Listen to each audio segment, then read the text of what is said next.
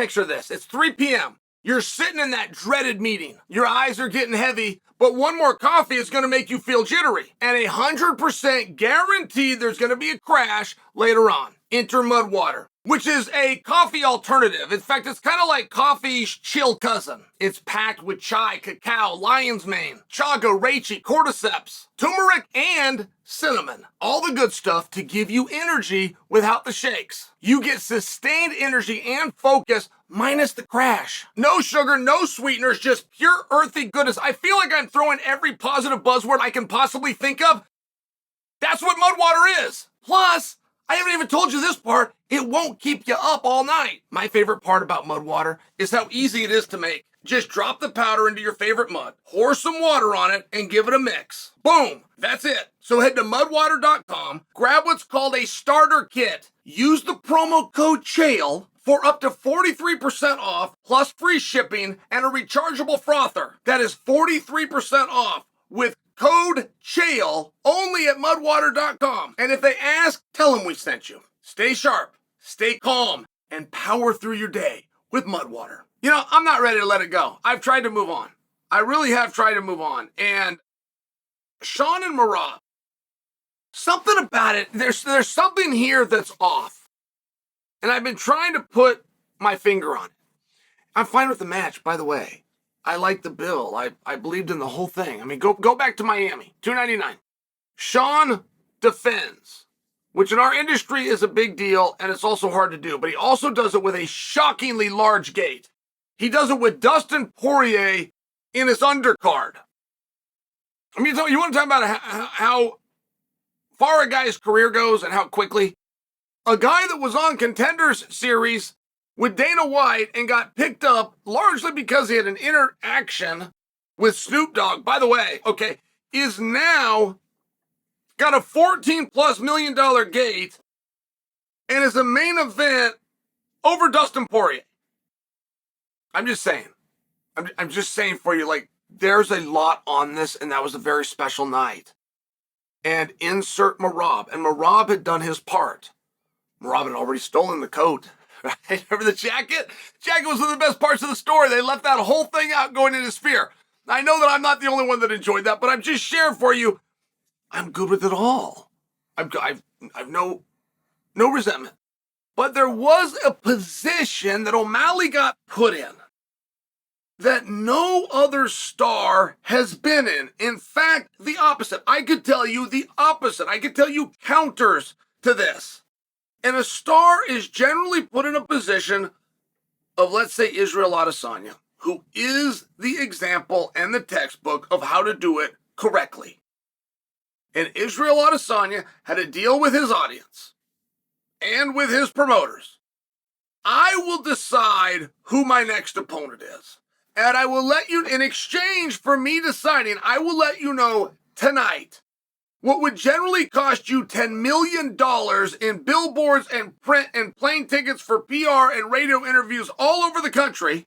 I'm going to give you tonight.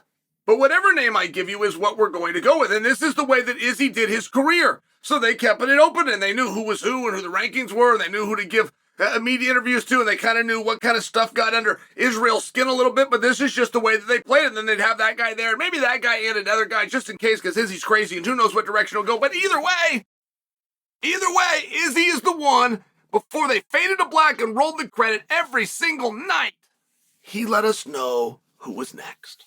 So Sean was never given that opportunity. Sean was never put in that spot.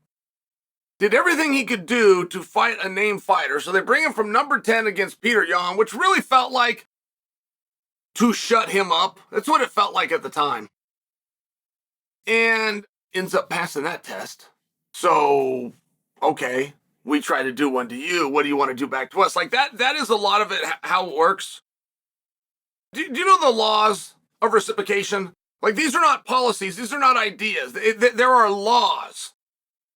It will make and compel you to a certain way. The police will try to get you something. They'll try to get you a soda right when you get in there. They'll bring it all the way down to a cigarette or a cup of water because they've now given you something. There's a law. You will now feel. You will have a compulsion to then give them something. I'm just sharing for you. That's what happened with Sean. He was number 10, faced Number one, all right, here's what we did to you. What do you want from us? I want it all. I want the belt. All right, here, let's find a way. Let's get that done. Oh, turned out he was good enough to win that too. So then there is actually something he wants. He wants to fight Chito Vera, and Chito's beaten everybody in the world, not to mention world champions by knockout. Like, Chito deserves the opportunity. But leading into that fight, Sean had nowhere to go except for Merab. I mean, that was already determined by somebody else. And I agree with the call. I'm sharing with you, we haven't had a star like Sean who had those decisions made, and it was built into the paradigm. There was always some room for opinion. There was room to play the game. So, going into the fight with Merab, Sean gets put in that exact same spot. Right? The night he's got to fight Chito, he's also fighting Merab. There's Merab right in the eyes, and he's bothering him, he's distracting him, he's doing all these different things. Okay, great. Now, the night he goes in to fight Merab, he's also got to fight Nurmagomedov. And there's Nurmagomedov, he's right there, and he's not doing any of those things, he's not doing any of those antics, but he's there nonetheless. The idea and the strategy and the wear and tear and understand, okay, I'm not fighting the fight that I wanted, I got to deal with these wrestlers, I got to push here, and I got to frame here, and I got to get... I'm just sharing with you, there wasn't a lot of room for anonymity, and it was to the point that Merab, it bothered him. I mean, that was an annoying thing for Merab, to where Merab started pushing back and saying, no, not Nurmagomedov, Davidson Figueiredo. And I'm just bringing that to you because we've really never seen a star have that done to them. There was a night, guys, you might recall, Ronda Rousey won a fight. I'm trying to remember who she beat. I'm trying to remember. And somebody overstepped and told Joe Rogan in his ear to ask Ronda, hey, ask Ronda right now in front of the world if she'll come in on a short notice. It was like 5 weeks away in California for somebody in a main event, like if she will do that. And Joe did ask. And Ronda was like, yeah, I'm sure. I get, like, it kind of caught her off guard, but she was cool. Everybody did what they were supposed to. Dana was pissed. Dana White was pissed. He said, very behind the scenes, if you were there and you saw who he went over and engaged with, afterwards, he was more confined, but he let you know that is not how we do business. And not only will Ronda not be doing that fight, I will now not even offer her that fight. I will not even put her in that position she never should have been put in. I'm just sharing for you. What is the big difference? That there was a date? Is that the only thing that's different?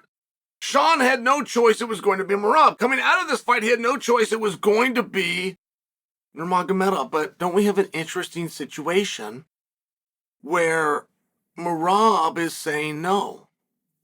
Merab's saying, you're the wrong guy. I'm going to give it to the right guy. I know what it takes to get here because I had to do it. I had to beat 10 men to get here. I know the importance.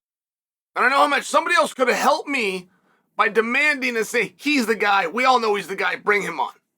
You didn't do it, so I am going to do that now that I am in a leadership position. And as much as I appreciate your 18-win and no-loss record, you are not a former world champion. In fact, you've never beaten a former world champion. Figueiredo is both a former world champion and a guy who has multiple wins over former world champions. It's an interesting argument, guys. Generally not how this game is played, but it's an interesting argument. And the only reason I take the time to bring it to you is there is a third option. It's the third option that in a normal situation would have been the first option, but it was taken away. The very first option is the champion that drops the belt gets a rematch for his belt. It was a respect that was shown to every single great champion. And by great champion, I'm talking about champions that could also move the needle. All of them were offered rematches. From Conor on down, more recently, Israel Adesanya, right into it, I'm sharing with you. All the greats, except Sean. It wasn't even a built-in piece. Maybe that's the part that's bothering me. Maybe that's the part where I haven't let it go. Maybe that is the part where I know that Sean is going, he's got something going, he's got the labor, and he's going to be out for just a minute, but I'm sharing with you. Nobody really knows how long you're going to be out. There's also a motivation factor there. Motivation could largely be based upon opportunities, of which I didn't see any at. I only saw them taken away. I'm just sharing. That is what I saw. But now you've got Merab and you got Nurmagomedov and you got Figueiredo, and they can't seem to quite figure it out. Well, there's also a final option that should have come in front of all of them, which is if there's controversy, we look at a rematch. There's controversy. Go see rounds 1, 3, and 5. Watch that without commentating. Come back and tell me you don't see controversy.